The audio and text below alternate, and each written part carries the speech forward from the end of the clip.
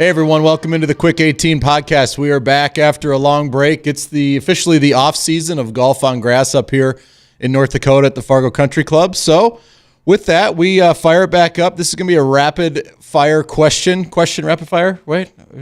Yeah, quick hits, hot takes. And we welcome in for the first time Brevin Smith. Brevin Smith, welcome to the pod, my friend. Thank you. Newly married, newly minted married man. That's right. Congratulations. Thank you. Why'd you run off to Maine to get married? There's a little bit of reasoning on both sides of the family. It was somewhere my grandparents went every year. They really wanted to take our family. It was beautiful. Trip. It was incredible. Yeah. It was incredible. So there's that reasoning, and then her parents actually honeymooned there. Okay. After they got married. So well, congratulations. Thank you. You know, we weren't invited, but that's okay. Hope you had fun. You're married. It was awesome. Yeah. It was awesome. Good for you. Well, we're thrilled to have you here with the pod, and we're going to do a couple segments today. Like I said, it's going to be rapid fire questions, a lot of things to cover. AC is going to drive the bus on this podcast. So Andy's going to call it out, and we're going to call it in the air, let's say. Yeah. It's going to be a fun one today. Stay with us, whether you're driving home from work, to work, or Ubering for your kids with winter activities getting ready. We've got some quick takes today. Ask the guys to line up some hot takes, some predictions for the upcoming golf season. But obviously, super excited to have Brevin here with us today. But yeah, today's format, we're going short pod, 2 short segments, and then just kind of rapid fire some ideas and takes. First and foremost, if you're listening to this and haven't been caught up on the Internet Invitational on YouTube, there won't be any spoilers, but maybe a little bit, with little rules controversy. And that is the slope debate on a rangefinder.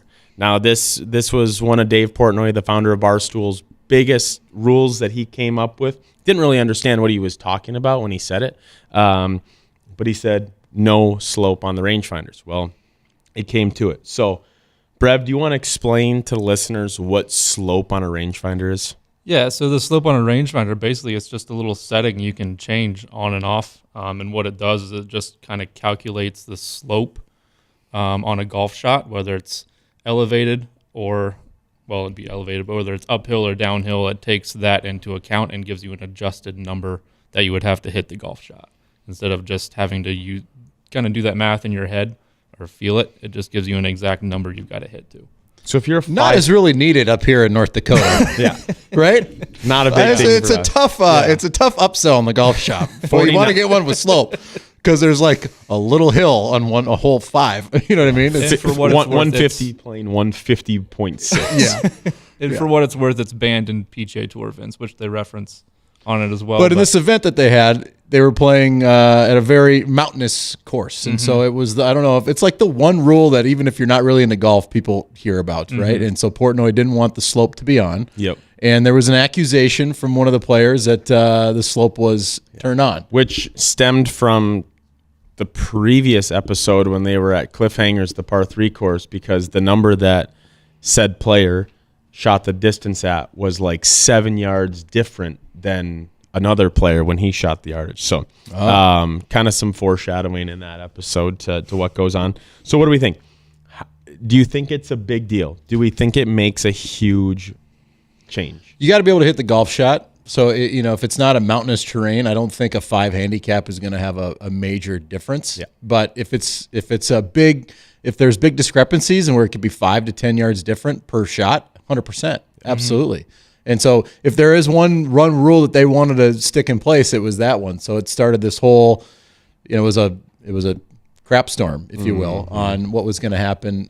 And there was a lot of money on the line, obviously. So what's your take, Brevin? You think it's a big deal?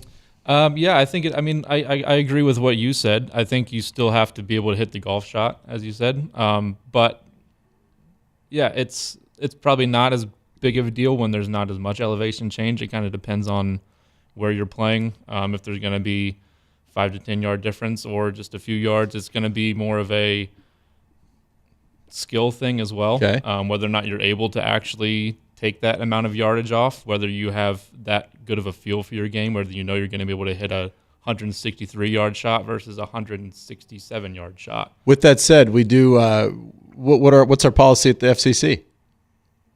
In tournament play, Yeah. slopes off. Okay. Mm-hmm. Yeah. So it's necessary. It's necessary now.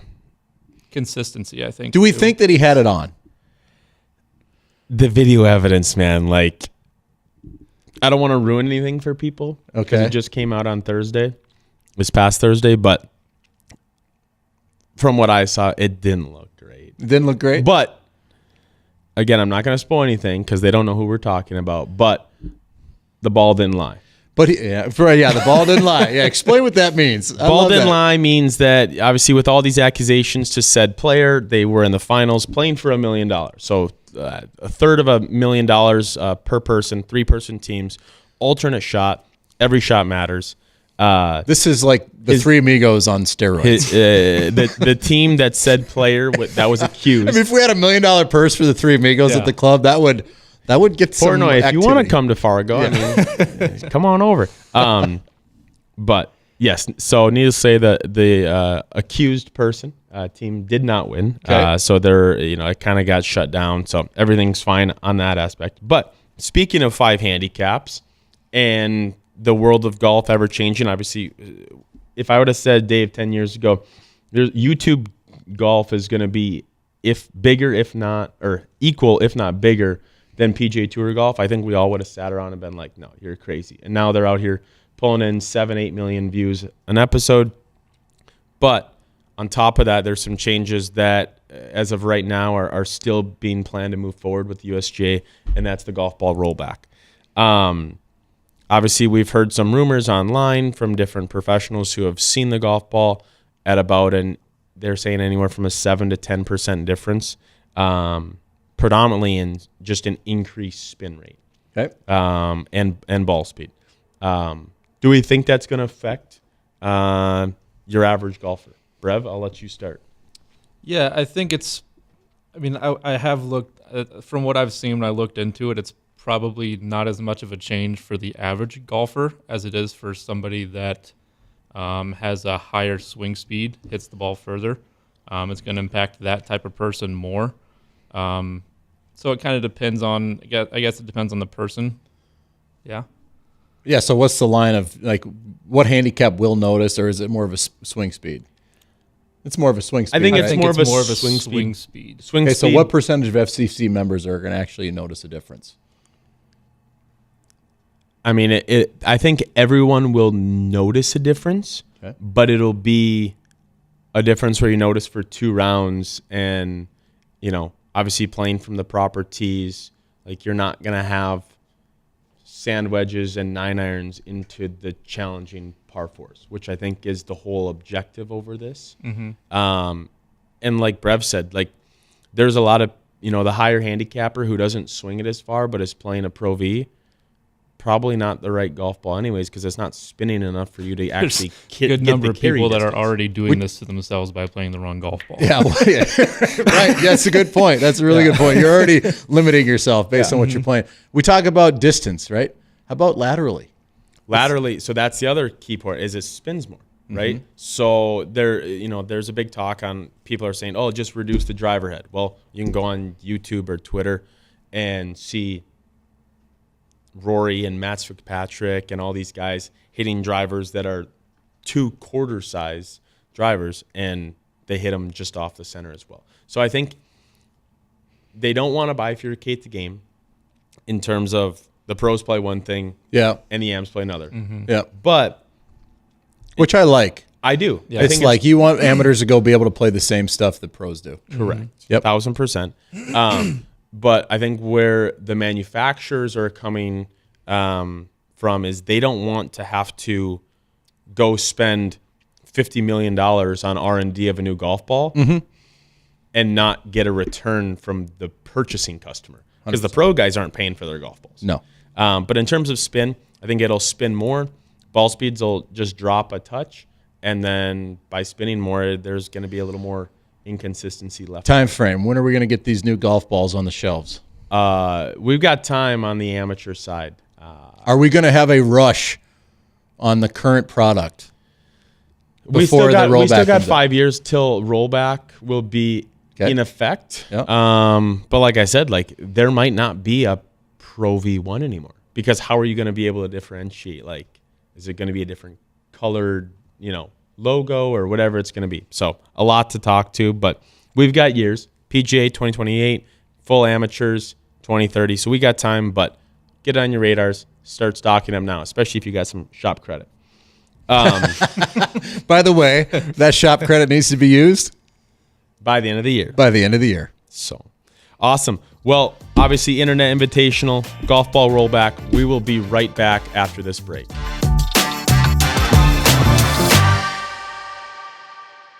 All right, ladies and gentlemen, we are back for the FCC Club Confidential. Now, we are away from golf season outside, but that doesn't mean that your game has to stop. So over the next couple minutes, myself, Brevin, and Dave are going to talk a little bit about not only the sim structure at FCC with our brand new state-of-the-art TrackMan studios, but also how you can get in there, improve your game, utilize that opportunity, and show up 2026 spring hitting it better than ever.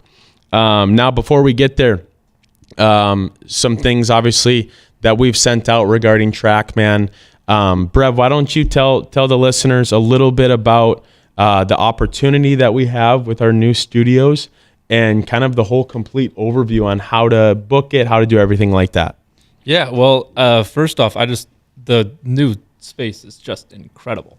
Like, I was just in there on Sunday, and both of them were booked side by side, and there were NFL games on both TVs. I had YouTube TV on one of them playing 4 different games at the same time. They were watching the Vikes game on the other one. They got a full bar, just steps outside the stands. Don't say the Vikings on this podcast. The value of the FCC membership is just skyrocketing. I love it. Let's go. So I just wanted to say that, first of all, that space is incredible.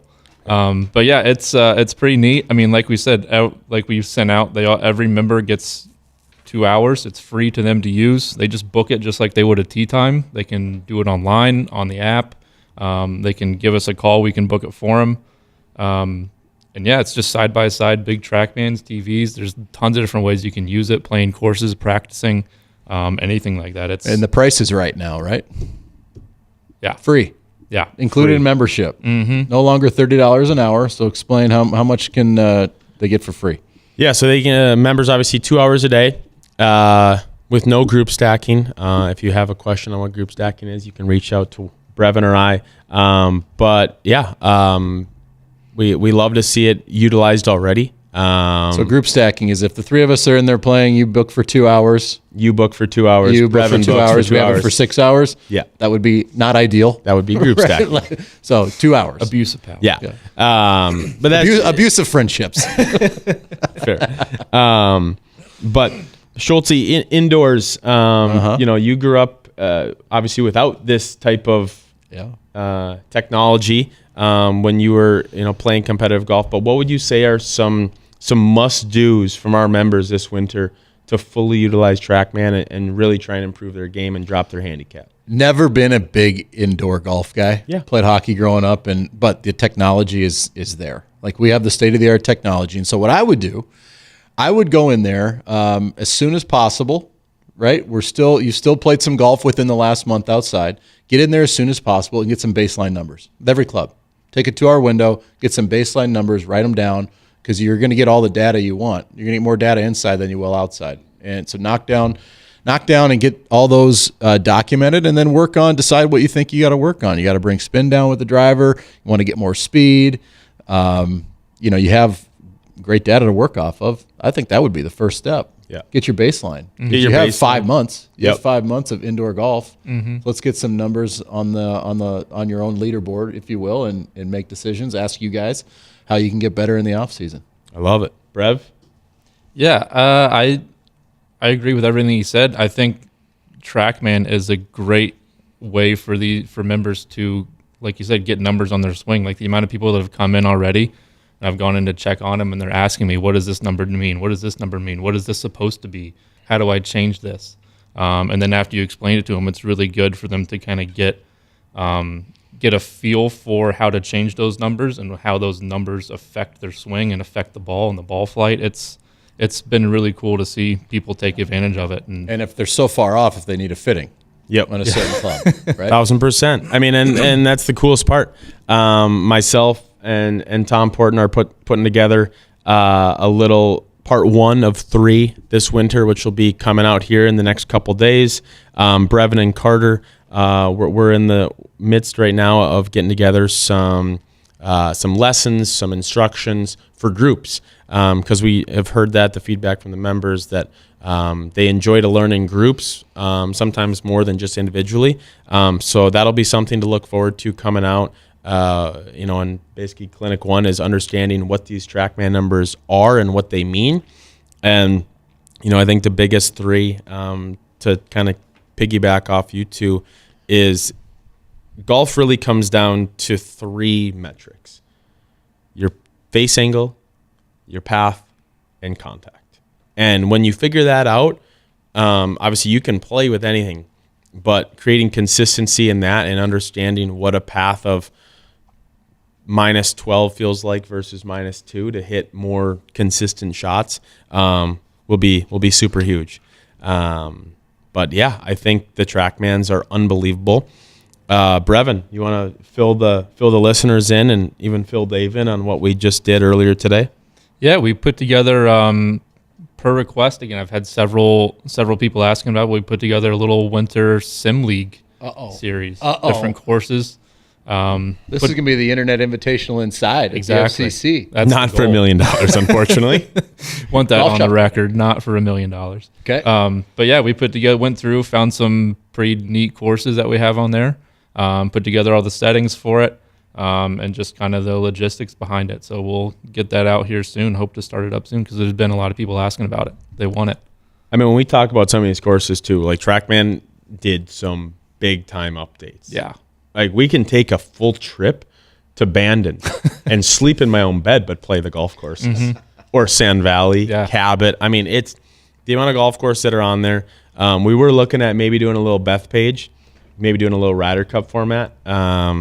But that's a hard golf course in general. And then when you have no availability of like understanding where you are in trees. So that's why when we do these tournaments, we try and keep them more in deserty, kind of almost American links, true links style, or else you can be in those trees for. It's definitely a great option to get us through winter, right? Oh, Yep, the new bar back there. You guys are cross-trained to be bartenders, so it's going to be Slinging drinks. Yeah, well, and food. Mac's new menu has been really well received, so it's fun to have those options. Well, let's talk about. You have also on your notes some fun things to share this year. Our own members, elevating our own members. So obviously our members course got used a good amount this year by a certain few individuals. I would say more than others.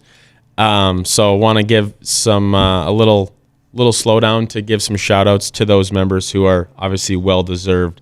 On the female side, Trisha Reel led our ladies in the most rounds played, at least that is per posted to their GIN handicap, as well as Mr. Todd Metzger, who played 130 rounds of golf this summer, with 99 of those being played at FCC. So I saw him actually in the sim. He was grinding last week. Per usual.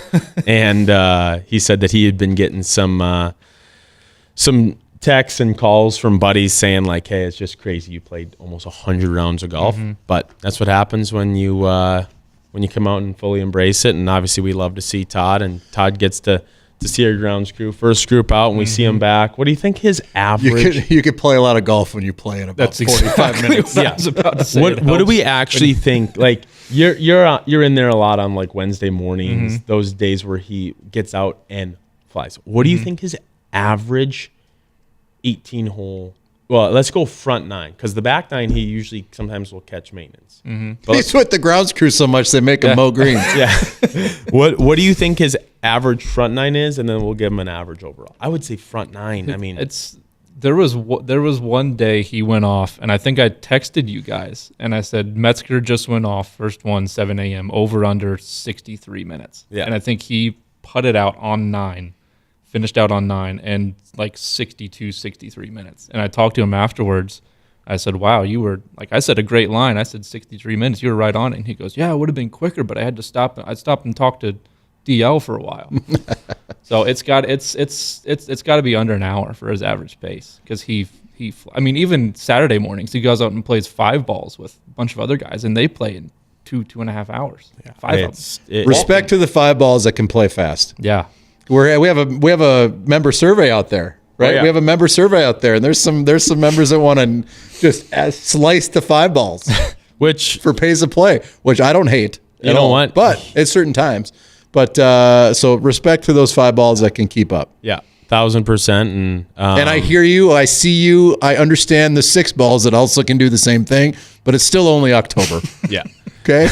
We're still 6-ums only in October. Fair. I know you can play fast, or it's an alternate shot, or you're playing a scramble, or some sort of you pick up if you miss the fairway, but it's still a 6 ball only in October, please. Only in October. But obviously some things that we're learning from that membership survey, and it's great. And how important. Fantastic. We can't get better unless you know. Correct. But yeah, obviously pace of play high up on the priority list. We have a couple members that really improved this year. Yes. We had, let's see. Cosmo Graham and was Chad Wisegram made huge changes on the guy's side. Cosmo went from like a 2-3 to like a +3, which like that come on. change It's a big change. He ain't winning any net divisions. No.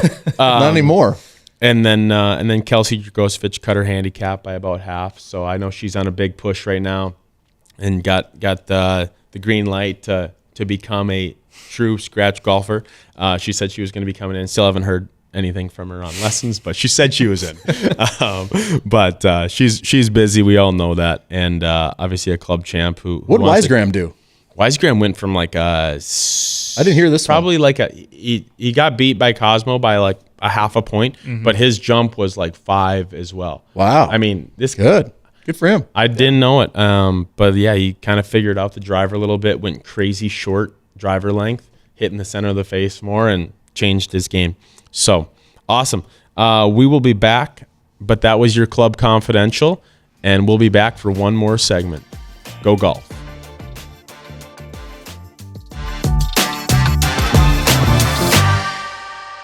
All right, ladies and gentlemen, we are back for our final segment, our Go Golf segment. Obviously, not a ton of golf going on here in the upper Midwest, but we're going to talk a little bit about the 2025 season and some predictions for 2026.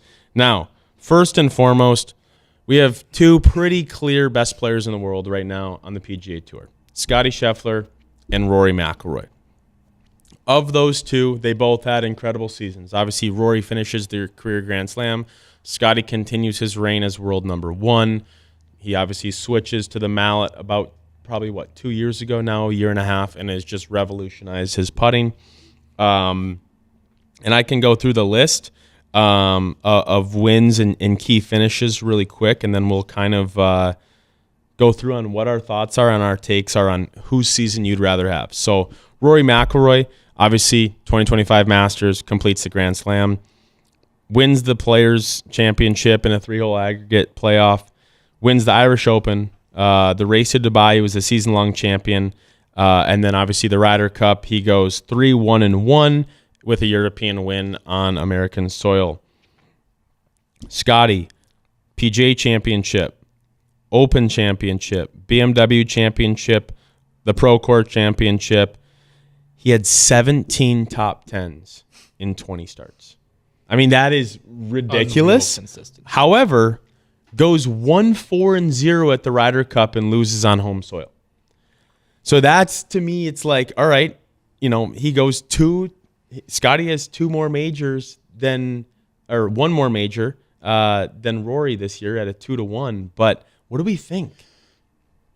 Brevin, go ahead. I mean, if we're factoring in what I think the season meant, like, to Rory's career, I don't think you can really top that. I think that's really tough to do. Winning the Masters to complete the Grand Slam, Irish Open, Ryder Cup on American, like that's a really tough season to beat for anybody. But if you want consistency, then you can't argue with anything against Scottie Scheffler. 17 top 10s and 20 starts is just unreal. So I think it's kind of more of a what you value more. Personally, I think Rory's, I would take that one. But there is an element to where it's kind of like what you value more, whether you want the bigger wins or you just want consistency over the entire season. Yeah, I think a year that transcends an entire career is the career Grand Slam. And that's when you start the year with winning the Masters, which I think I'm on. I think the Masters is like worth 2 majors. Yeah, like it's just you're in it the rest of your life. It's such a special one, right? You start the year like that, but then you don't back down. That's just that's the launch pad, and you go through all the emotions of trying to win it, how nervous he was, and getting to the finish line, winning the Masters, and then finishing. Yeah, like you said, the Ryder Cup. You know, these guys have more money than they know what to do with. They're all traveling real nice, and a career Grand Slam, and then winning the Ryder Cup with your buddies on foreign soil. Rory's year, hands down, by far, is the year I'd take. I'm 1,000% with both of you, which I'm actually kind of surprised at that all three of us are going on Rory's side, but couldn't agree more with the career Grand Slam. I mean, I think if you were to go to Rory, looking back on this, let's say 365 days, it's in that fall time plays. They're not really, the top players really aren't playing a ton in the fall, and you would have gone to Rory and said, hey, these are the only 2 things you're going to even sniff, and that's you're going to win the Masters and you're going to win the Ryder Cup. I think he would have signed, sealed, delivered, and be like, that's all I want. That's all I want for 20. I mean, because they've been talking about that on the European side. Like, Bethpage is going to be their spot. And, it is interesting, like, the way they set that golf course up. Like, Rory just had to be loving life. I mean, long, wet, short rough, soft greens. Like, that just is prototypical Rory. And I feel like Scotty usually thrives a little more under let's see how hard we can get this, and I'm going to make 2 bogeys over 72 holes and survive. So definitely a tough one for the United States, but also like super happy. I think the world of golf, Rory is like, I'm not going to call him the next Tiger, but I would say Rory's like the closest thing we've had to the needle mover since Tiger. Yeah. For sure. When Rory plays well. He was the guy to step up for the PGA Tour when he decided that was one of the focuses of his year a couple of years ago. Yeah. And it seemed like he put that to bed and be like, all right, I'm done defending the PGA Tour. Yeah. I'm going to move on. Yeah. And he started playing good golf, but at the same time, he went from the beloved in the public's eye to all of a sudden enemy of the state when we got to the Ryder Cup. So I think he's going to have a really good year coming up. Even just people respect good golf and they respect great years. I don't care if you're an American or from Europe, you're going to respect that the guy just completed the Grand Slam and fought through all of the mental demons of being able to focus on that and winning. Yeah. It's been an interesting last couple of years for Rory, but he is the guy. He's the guy. He is the guy. He's the needle. I do think that Scotty's got some good personality to him, and I think the Happy Gilmore movie was pretty cool to see the way Scotty was portrayed in that. Really cool dude, and I like that. I think that he's a fan favorite. Yes, he's an American, but he is who he is. He doesn't apologize for it, and people really love authenticity. And Scotty. Yep. Plus, he doesn't miss a shot. Yeah. Ever. Oh, too good. All right. Well, on kind of topic with the tour talk. How about we go around the table and give us one prediction for 2026? Schultz, why don't you kick us off here? All right, my prediction for 2026, Live Golf going to 72 holes. Why are they going to 72 holes? Is because they want their guys to get official world golf ranking points so they can get into majors. It's not locked in yet, but that's a huge hurdle. Now they're going from 54 to 72. My big call for next year is, regardless if they get official world golf ranking points and when that happens, because it'll eventually happen, I think that the Live guys who are qualified for majors are going to come into the majors more prepared. They're playing 4 rounds of golf. I don't care. I mean, that matters. Okay? They're going to come in more prepared. And I think 3 of the 4 majors in 2026, 3 of the 4 majors in 2020, eyebrow raising. 3 of the 4 majors in 2026 are going to be won by Live golf guys. Pains me to say, but that's my bold prediction for 2026. Huh. Wow. 3 of 4 by Liv. So, I mean, let's talk about actual contenders. You've got Bryson, Rahm, Joaquim. That's all you need. Yeah. To each major, there's about 12 guys that can win. Yeah. Let's be real. Tyrrell Hatton. Koepka, there you go. Koepka said it a few years ago, and he's not wrong. When you get to a major, you're looking around, there's one room of guys that could win the tournament that have the pedigree to win over 72 holes at a championship level golf course under those conditions. I think Live Golf takes 3 of the 4 home. Again, it pains me to say it. Yeah. It'll be interesting. Pains me to say it. It'll be interesting to see what goes Now, on. do I know where their 4-round tournaments are this year? No, I don't. I don't even know where they play. But I do know that they're going to win 3 or 4 majors. I love What's your hot take, fellas?